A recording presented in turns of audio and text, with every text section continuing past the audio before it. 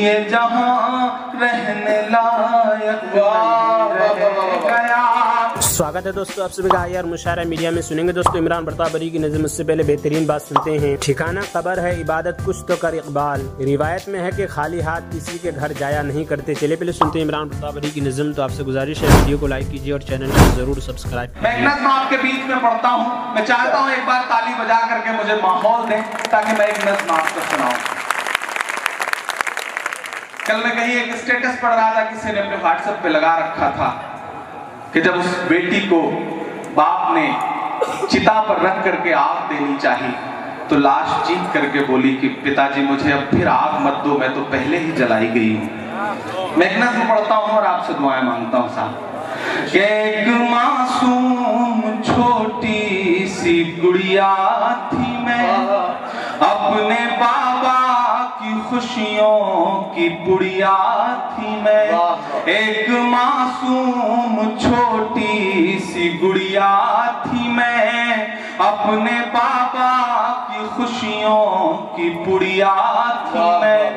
پہلے لوٹا گیا پھر جلایا گیا، پہلے لوٹا گیا پھر جلایا گیا۔ جرم یہ تھا کہ ننھی سی بٹیا تھی میں، نوچ کر ظالموں نے مجھے، نوچ کر ظالموں نے مجھے کر دیا اس جہاں سے وداع۔ الوداع الوداع الوداع الوداع الوداع الوداع الوداع الوداع الوداع۔ رو کے کہتی تھی یہ آصفہ، چیخ کر کہہ رہی نربھیا، رو کے کہتی یہی ہے دشا۔ الوداع الوداع الوداع الوداع الوداع۔ آپ تصور کریں کہ بلاکاری جیل سے چھوٹتے ہیں اور اگلے دن بیٹی کو جلا دیتے ہیں، کیا منظر رہتا ہوگا۔ میں ایک بند پڑھتا ہوں کہ اور کچھ کہنے لائق نہیں رہ گیا، درد اب سہنے لائق نہیں رہ گیا، اور کچھ کہنے لائق نہیں رہ گیا، درد اب سہنے لائق نہیں رہ گیا۔ اب درندوں کو بھگوان کا ڈر نہیں، اب درندوں کو بھگوان کا ڈر نہیں، یہ جہاں رہنے لائق رہ گیا، یہ جہاں رہنے لائق نہیں رہ گیا، اور کچھ کہنے لائق نہیں رہ گیا، درد اب سہنے لائق نہیں رہ گیا۔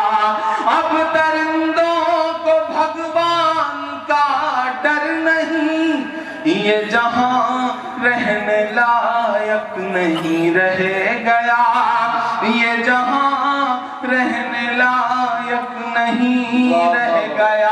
دوستو عمران بھائی کی نظم سننے کے بعد آپ اپنی رائے میں کیا کرنا چاہتے ہیں وہ نیچے کمنٹ باکس میں ضرور بتائیں۔ آئیے دوستو منتخبات اس کتاب سے کچھ احادیث سنتے ہیں۔ حضرت ابو درداء رضی اللہ عنہ سے روایت ہے کہ رسول اللہ صلی اللہ علیہ وسلم نے ارشاد فرمایا، جو شخص ایمان کے ساتھ 5 اعمال کرتا ہے اللہ تعالیٰ کی بارگاہ میں آئے گا، وہ جنت میں داخل ہوگا۔ 5 نمازوں کو ان کے وقت پر اہتمام سے اس طرح پڑھے کہ ان کا وضو اور رکوع سجدہ صحیح طور پر کرے، رمضان کے روزے رکھے، اگر حج کی طاقت ہو تو حج کرے، خوش دلی سے زکوٰۃ دے اور امانت ادا کرے۔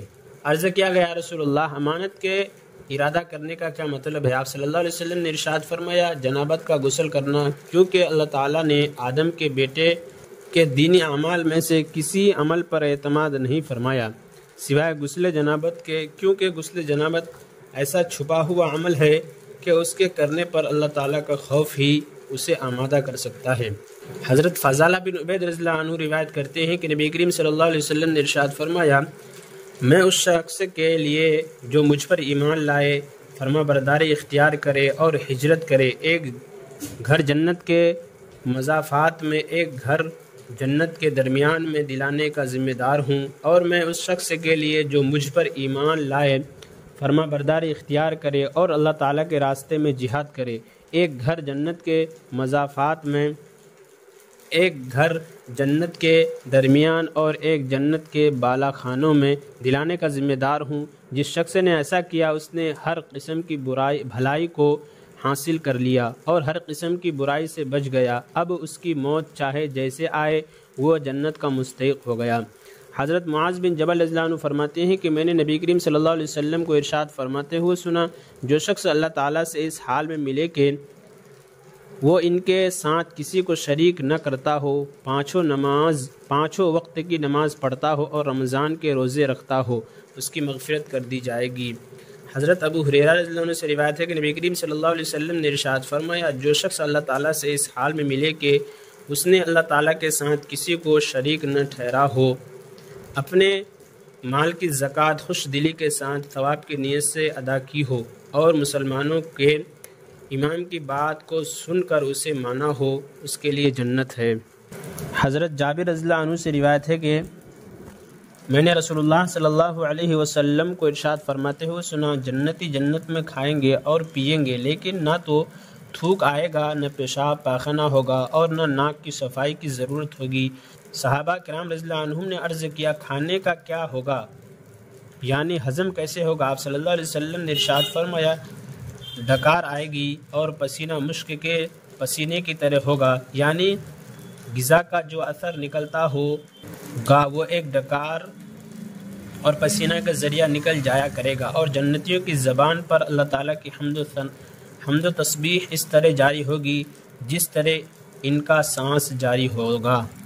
حضرت انس رضی اللہ عنہ سے روایت ہے کہ رسول اللہ صلی اللہ علیہ وسلم نے ارشاد فرمایا، جنت میں تمہاری ایک کمان کے برابر جگہ یا ایک قدم کے برابر جگہ دنیا اور جو کچھ اس دنیا میں اس میں ہے اس کے بہتر ہے، اور اگر جنت کی عورتوں میں سے کوئی عورت جنت سے زمین کی طرف جھانکے تو جنت سے لے کر زمین تک کی جگہ کو روشن کر دے اور خوشبو سے بھر دے، اور اس کا دوپٹہ بھی دنیا اور دنیا میں جو کچھ ہے اس سے بہتر ہے۔